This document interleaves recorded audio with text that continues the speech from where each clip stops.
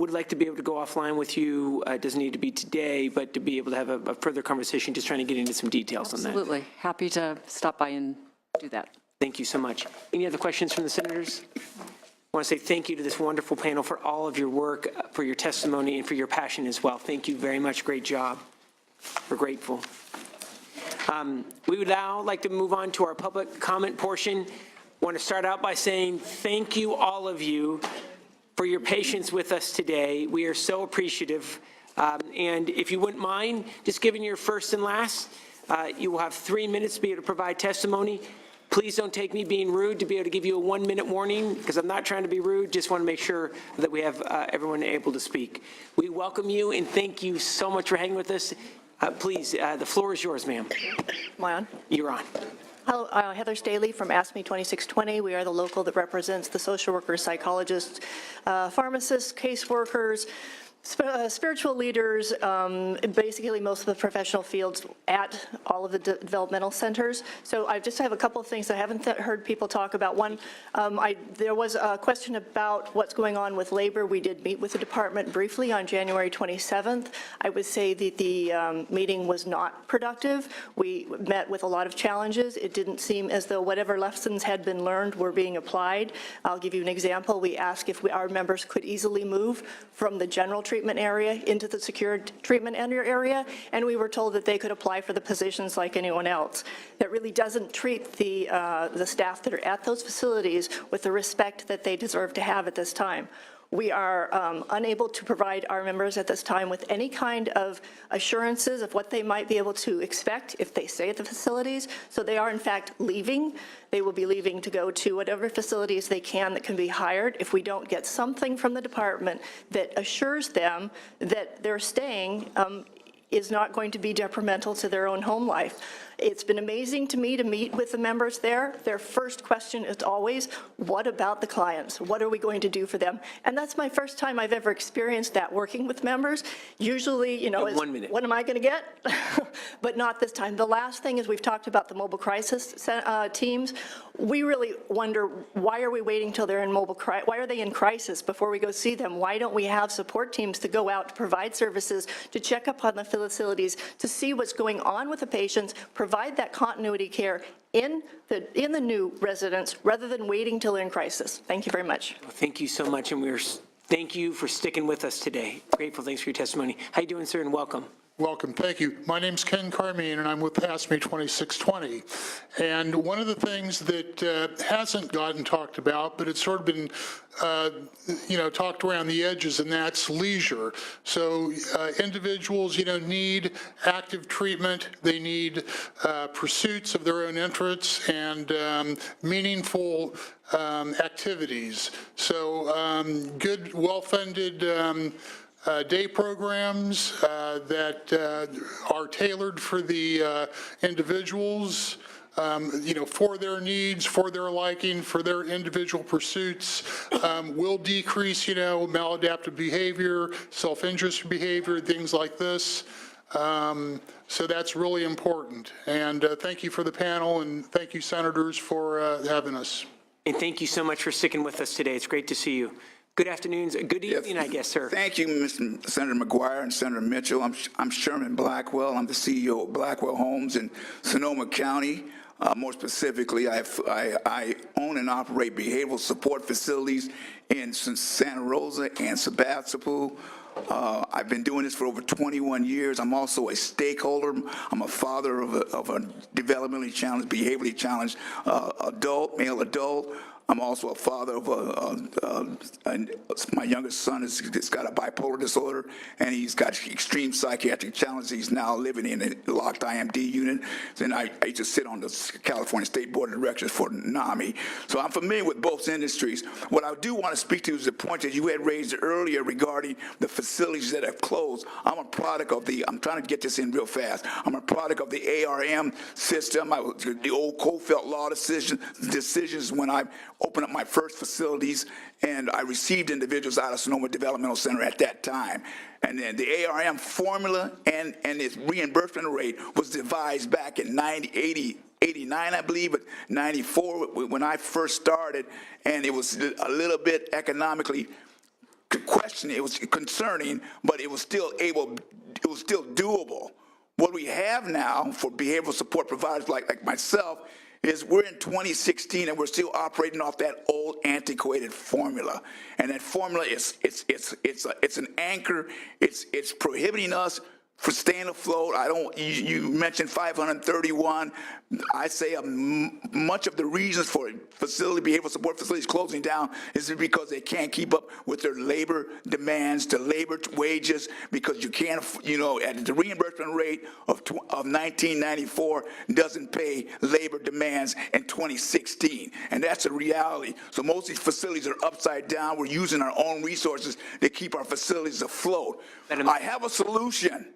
The solution, and this is going to impact the Sonoma developmental people that are coming out, because we have two competing systems. We got the old ARM system competing for vacancy beds because their consumers are too extreme for them to handle, and they're now wanting to go into these new homes, these new coast projects that are being developed. And so where do they go? There's no safety net. They can't go back in the hospital. I mean, Mr. Shroud has a new safety net that's going to probably be available in 4 or 5 months. But right now, they have nowhere to go. And what we're seeing now is a crisis that's brewing in this ARM system.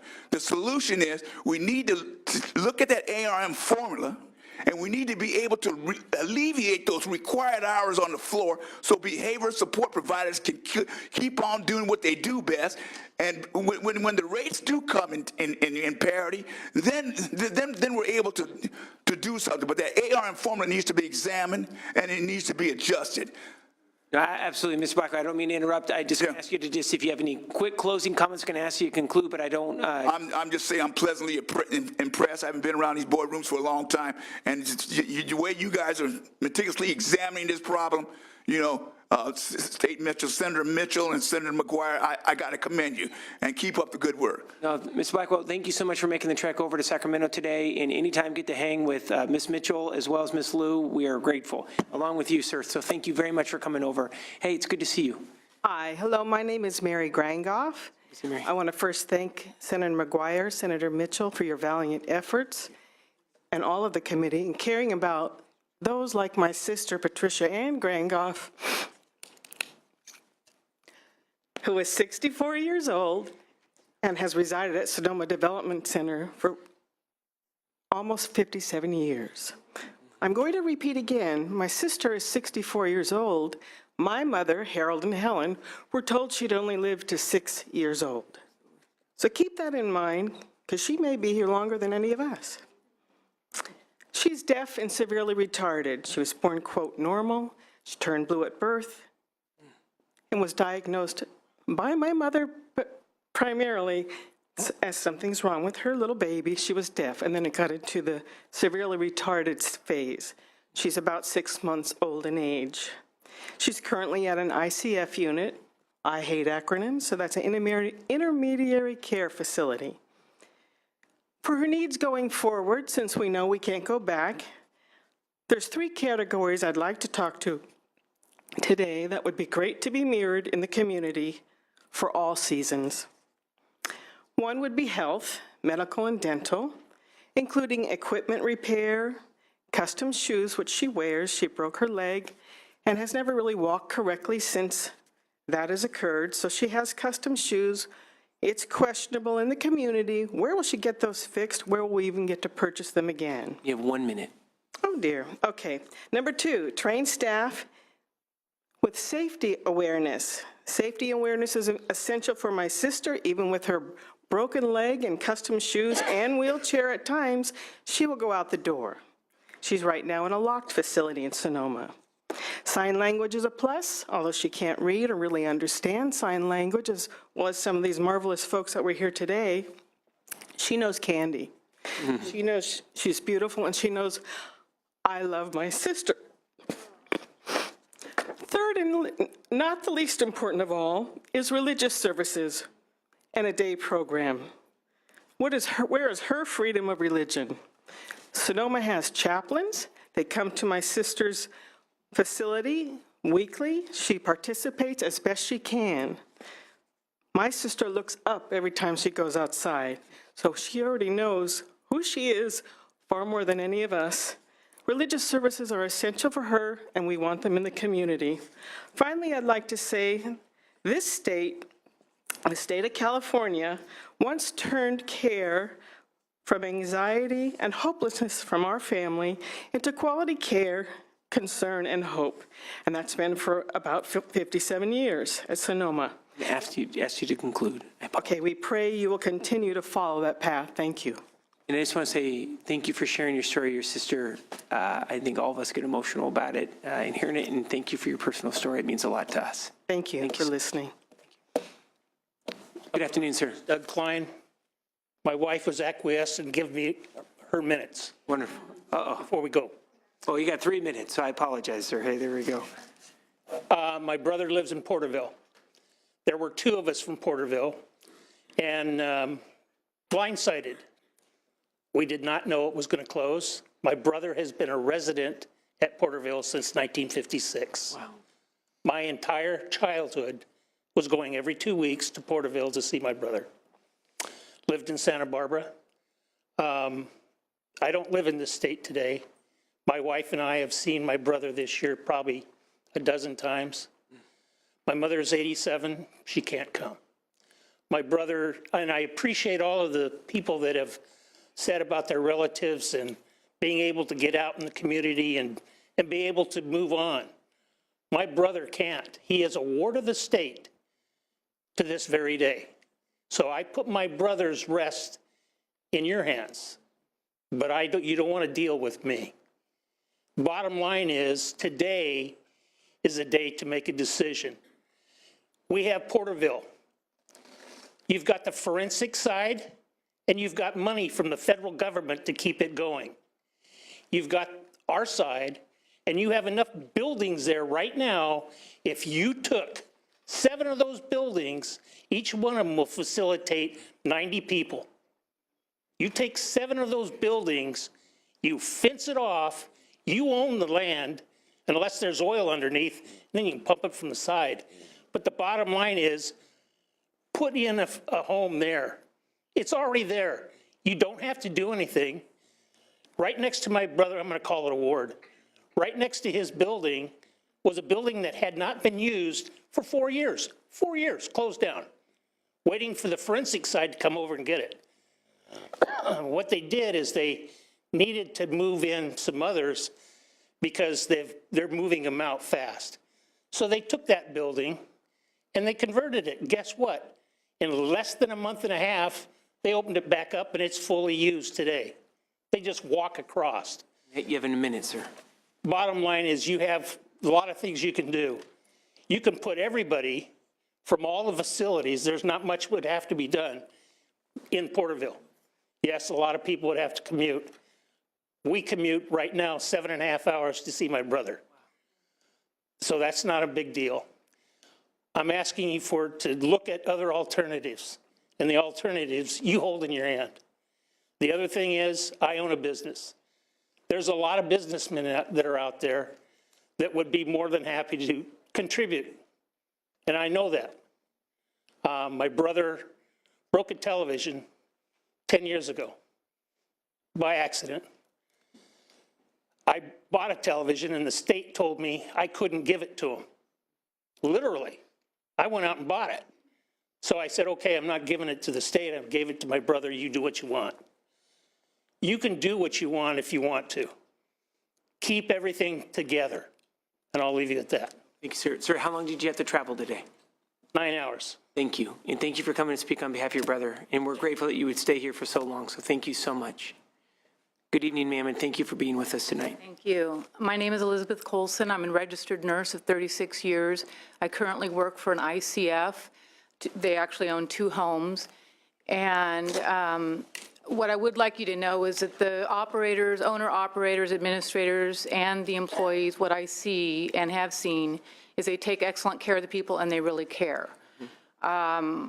On the other hand, for the regional center, the people that I've dealt with, I haven't seen the care there. I've had minimal interaction with them, but the interaction that I have seen, I wasn't impressed with.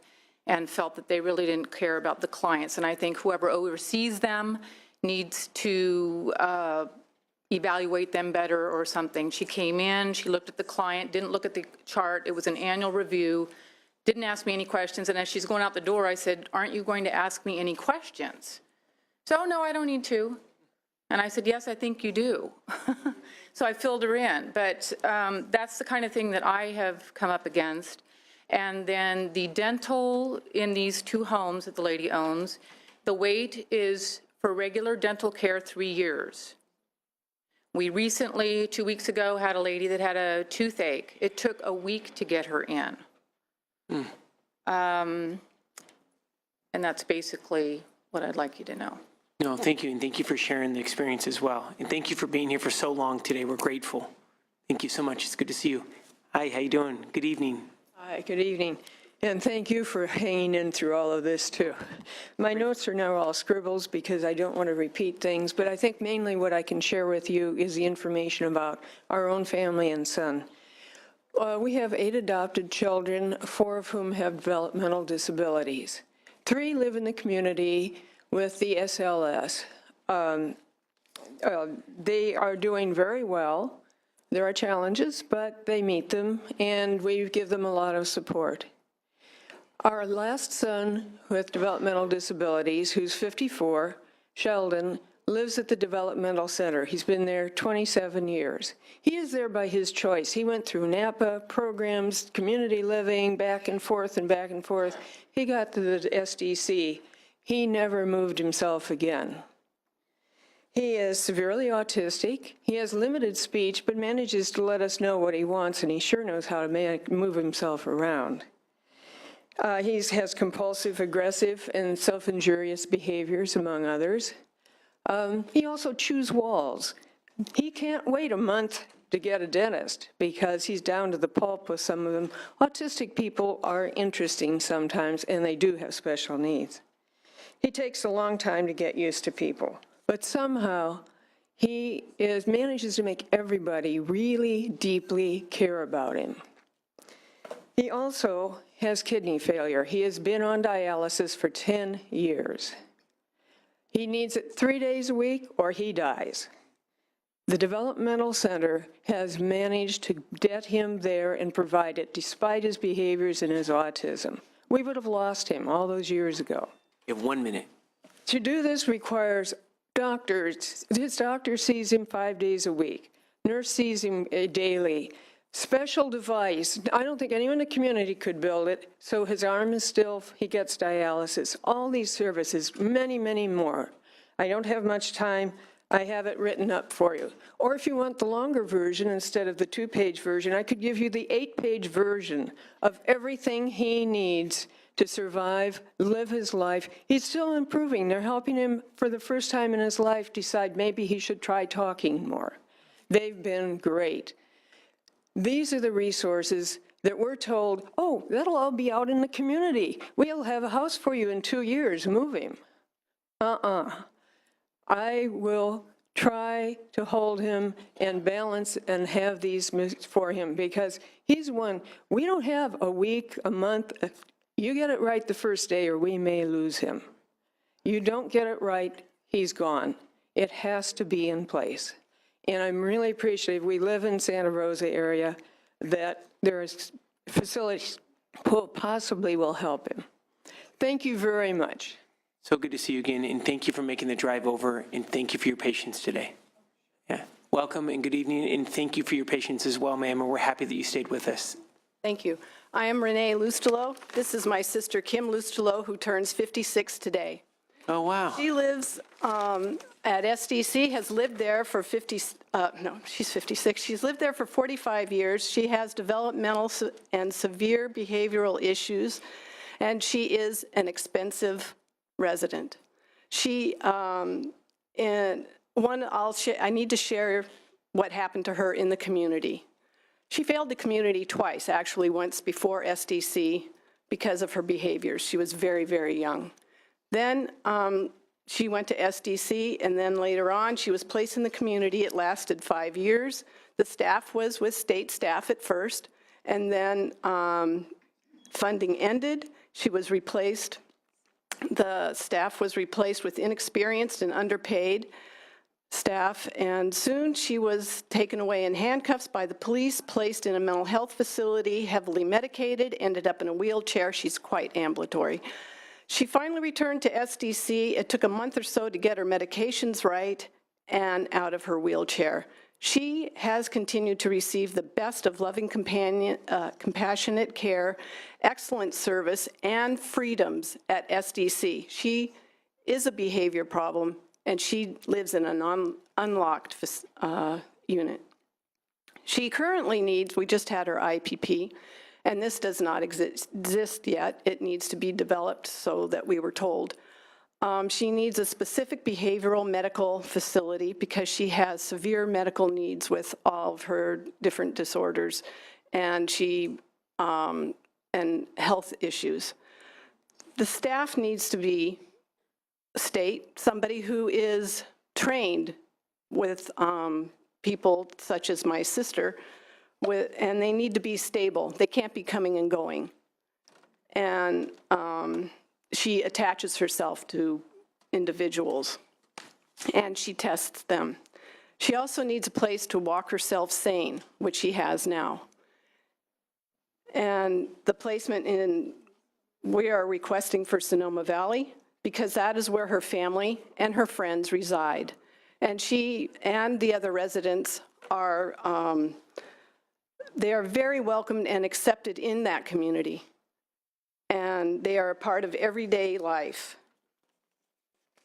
And so she needs to be able to continue to receive the adequate, the same freedoms and great service that she is currently getting. She needs to be able to get in the community. And one of them is that medical piece.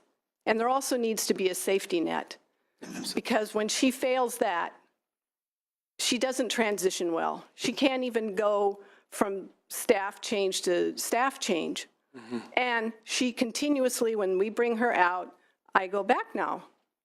What is going to happen? She's not so, I go back now. Right. She's going to punch somebody.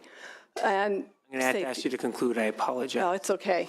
Anyway, with power comes great responsibility, and I know you'll do the right thing, and funding is the utmost. And thank you for sharing about your sister, and please, best wishes to her on her birthday. If you can just pass it on from all of us. Thank you very much. And thank you again for being here. Good evening, ma'am, and thank you so much for your patience tonight. We're so happy that you stayed, so thank you. Thank you. I'm glad you're still here. My name is Carol Witt. My daughter Denise is 52 years old and profoundly retarded. She is nonverbal and has no hazard awareness. She's not harmful to herself or others. She is happy and well cared for and considers SDC her home for 48 years. I have great concerns and fears for her health and safety in the community, as she was in a community home before for 2 short times. She was burned and left on a table to fall off and break her leg. Now, nothing like that has ever happened at SDC. So you can see all my concerns for all our fragile clients.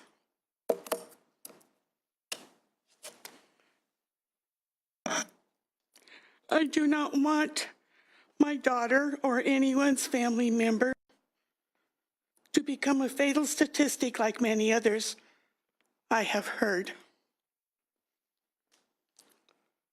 We need a day program and a health clinic to include medical, dental, mental health, and behavior management, also durable medical equipment and repair. We also need staff who are licensed and certified to take care of our fragile family members. Thank you. Thank you. And thank you for courage to be able to speak tonight and to share your story. Very grateful. Good evening, ma'am. It's so good to see you, and thank you so much for your patience. We welcome your testimony. Thank you. I'm happy to be here. I had written a letter to you because I didn't think I was going to be here. I had a dental appointment and I couldn't cancel it, but I did. So you've already got a lot of what I said, but there's so much that everybody said here today that it blows me away. The first thing I wanted to say was, money seems to be the big issue of everything here. You know, you're talking about $574 million that they give for the hospitals, and then the reimbursement from the state is $225 million. You have a place there. When you add up all your feasibility studies, all you people there, your salaries, all these departments, I wonder who's on first. You know, what is his name, Dooley? Is that what his name was? I'm sorry. Diana Dooley is the secretary earlier. The one that was speaking there. He had a lot of I thinks, I expects, we expect. They don't know nothing. My son is at a nursing facility, and he needs 24-hour care. He needs special medicine, and they're telling me I need to get an IPP and get all his medicines together, tell him how to fix it, what kind of help he needs. He needs everything. He needs to be bathed. He needs to be fed. He recently had the doctor that sees all these clients noticed that he wasn't acting exactly right. And she checked him and she said, well, his pulse was a little low. Then other things surfaced. And finally she said, I'm going to send him to he had a seizure, a grand mal seizure. They sent him to the little hospital on site. They watched him over that. She called the cardiologist and he was there the next day, checking him out. He needed a pacemaker now. You have 1 minute, The ma'am. pacemaker done the next day. That's how fast it worked there. He has seen a neurologist. He's seen the cardiologist. I mean, everything to make him well again, and he's not there yet. And you're telling me I have to have the medicines? They're still determining what kind of medicines they need to give him. Take a little of this away, put a little more of that, so he could reduce the seizures. But if it wasn't for that doctor, he wouldn't be dead. Right. Because you can't go to a facility, and then the regional center has the nerve to send me a picture of a house. And this is what she wants me to put my son in. And she's telling me that while my son is having a seizure out in the hall. And I'm saying, if you don't mind, I would like to go with my son. I don't want to see your hospitals and I don't want to talk to you. She's been on my heels for months. Every IPP, she's there and shoving me papers. He doesn't need to be in a community house. He needs to be in a hospital, a nursing facility. Of all the patients that are there at Sonoma, there's 176 that are like my son. They can't talk. My son can see, but he needs glasses and he can't wear them. He can't hear too much. He can't feed himself. He can't do anything. He needs a lift. He needs a wheelchair. He needs a walker. He needs everything. And you're telling me you're spending $1.4 million for a house for 2 beds and for people that are educated. Do you think their salaries are going to be cheap? How much money do you think that's going to cost to fit all these people from Sonoma into houses? No, You can't do it. And I hear that, and I'm not at all trying to be rude to interrupt you. No, you're great. And honestly, it is so personal. It is your son, and we want to hear it. I don't mean to interrupt you. I'm just wondering if you could just conclude, if you have any closing statement, and then we'll go to the next speaker. And again, I'm not trying to interrupt you, but I also know this is so personal for you, right? So please. My son is 52. He's been there for 50 years. The doctors told me when he was 2, he would not live till 16. Wow.